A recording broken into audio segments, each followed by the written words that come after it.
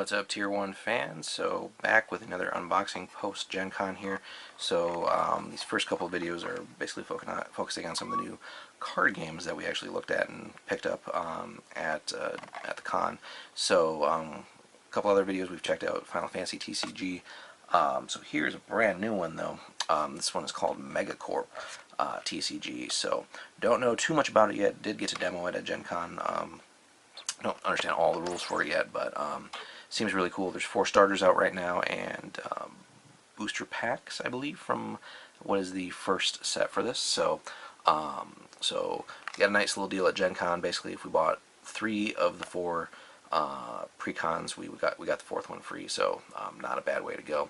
So, we're gonna get into this with a couple of our local players here and see if the game's any good, and if we want to really invest in it, sort of as an alternative to the main game, of course, Magic. So, we're going to do a couple different unboxing videos, one for each of these, and not going to be too much detail initially, just because this does seem like a very complex game, but we'll take a look at the names here real quick, and then we'll probably start with Heracles. So, Heracles, Senior Counsel.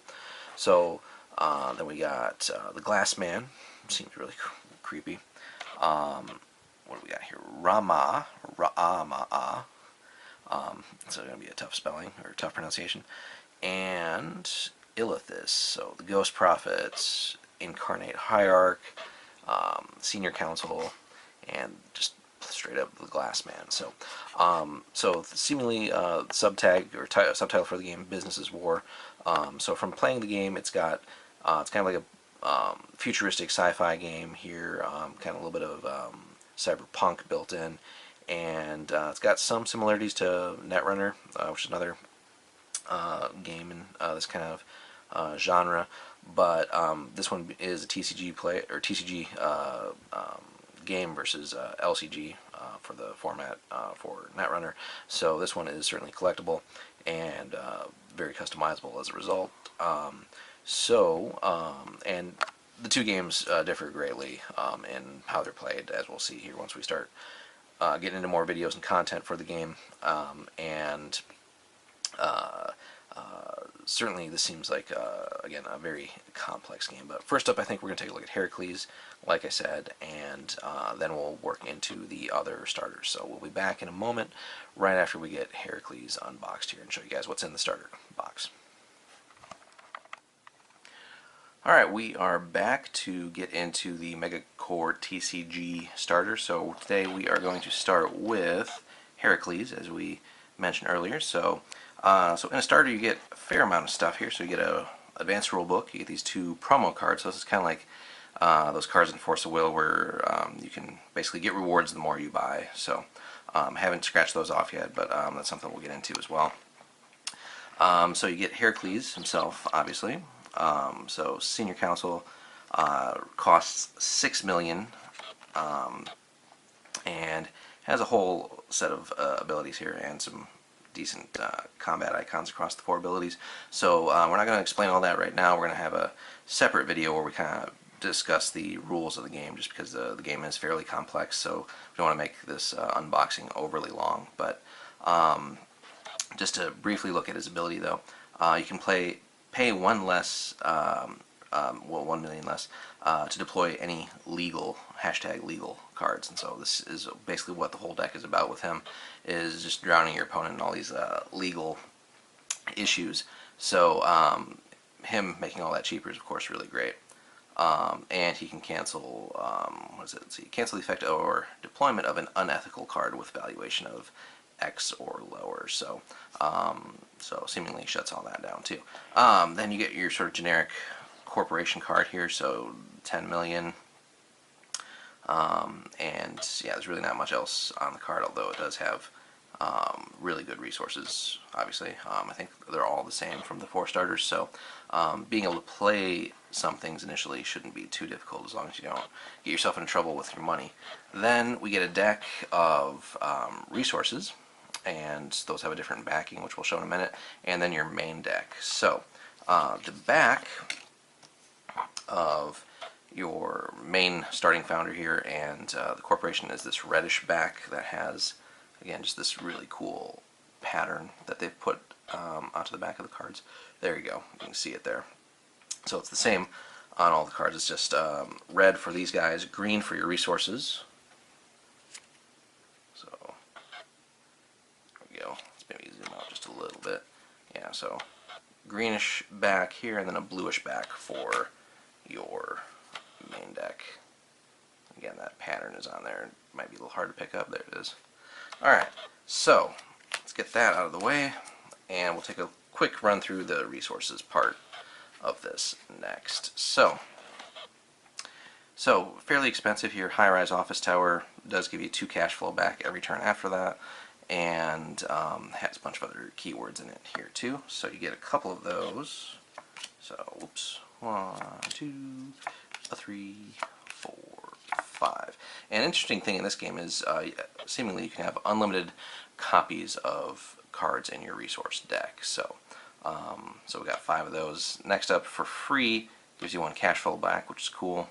A little weak on any other combat icons though. This has a 5 at least on the green. But selfish consumers, so kind of tongue-in-cheek there.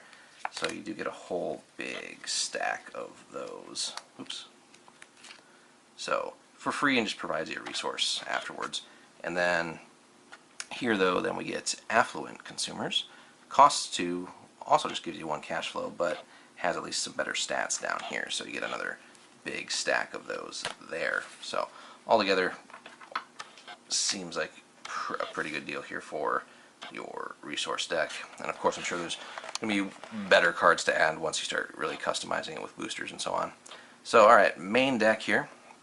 So all these different events and characters and other gear and stuff to help build up your faction here. So this seems fairly expensive at 5. Tidal wave, but basically a natural disaster that can just wipe out a significant part of your opponent's board, so that does seem really cool. So you get 1 of those. Then you get Auhu Accord Audit. So it's a legal event, right? So as long as our main guy's out, that's actually a little bit cheaper.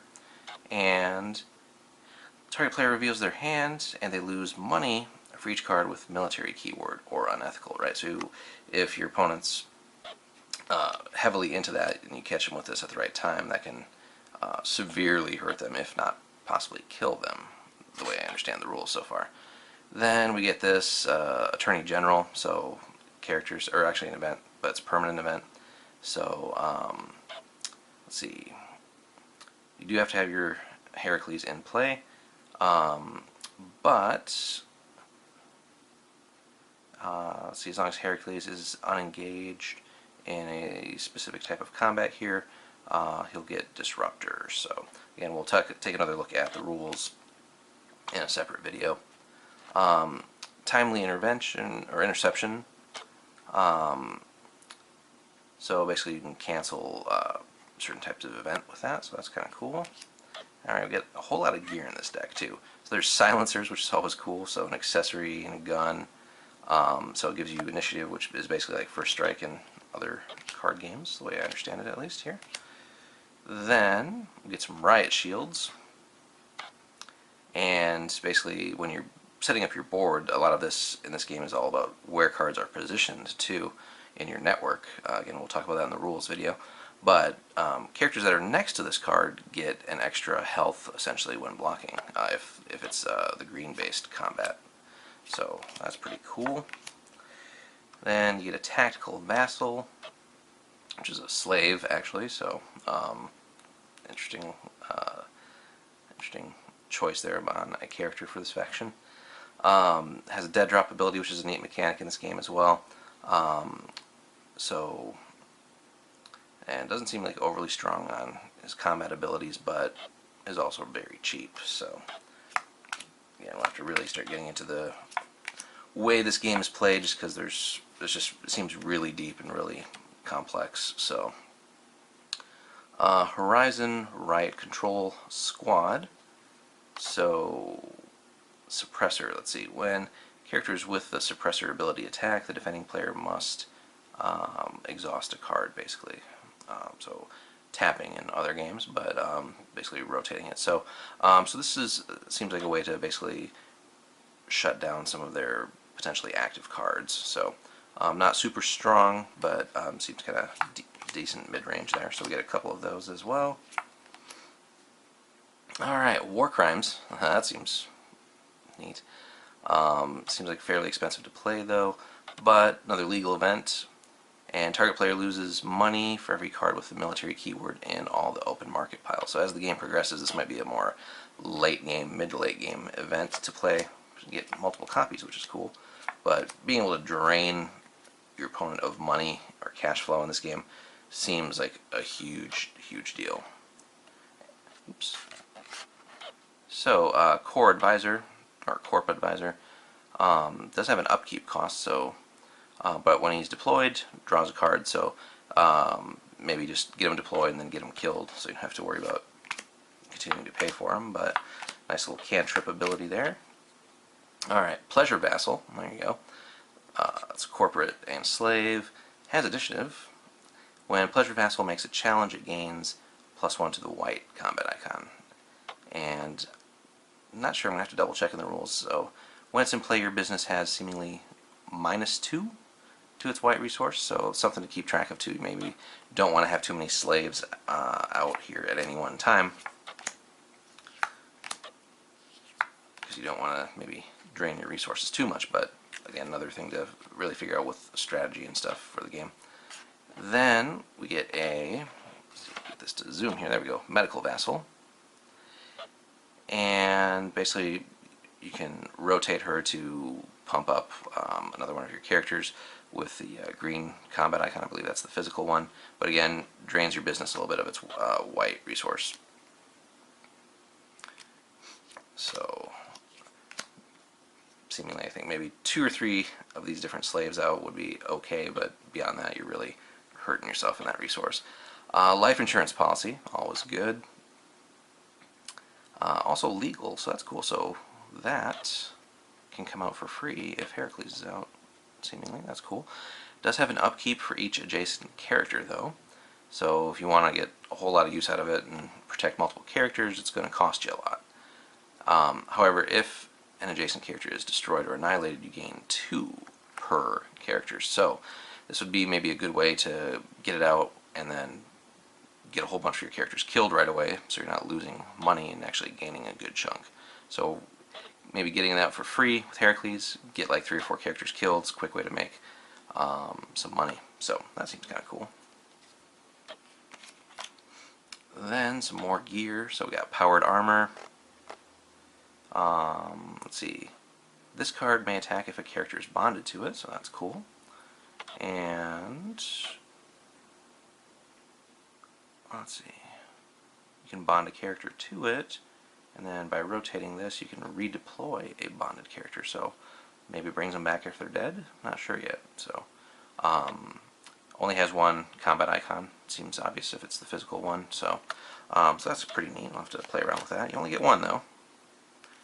Could have probably used some more of those. And then we get a whole stack of Corp citizens, so costs 2 and is pretty generic, no other special abilities.